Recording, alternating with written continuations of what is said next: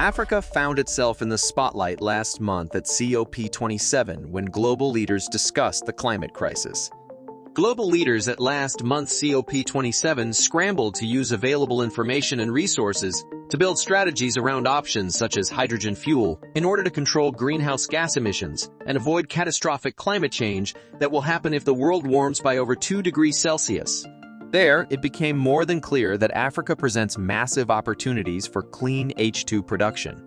At the same time, it was also shown that power sectors could be decarbonized using options such as hydrogen fuel, while sticking to good business and strong economic practices. This placed the spotlight on Loughborough University's doctoral research, Mulako Mukalabai, and Dr. Richard Blanchard, who worked with Professor Upal Wijayantha from Cranfield University, and their research into the opportunity Africa has to offer, and that it has to gain from global decarbonization. Their research showed that Africa has tremendous clean energy resources and the minerals required for the production and transmission of renewably produced electricity. In this way, many of the countries throughout the continent are already aligned to supply clean energy to millions of homes and businesses, helping the world to keep up with its net zero targets. Africa could thrive in green hydrogen fuel production due to the resources it already has.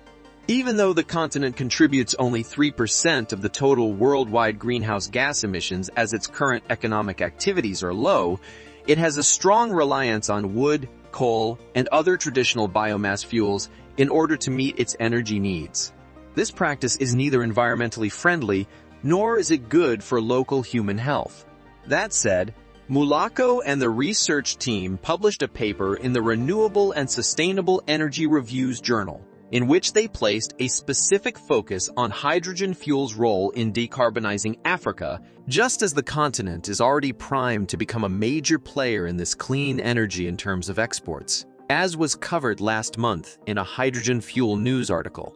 Many African countries have substantial renewable electricity generation resources, such as solar and wind energy.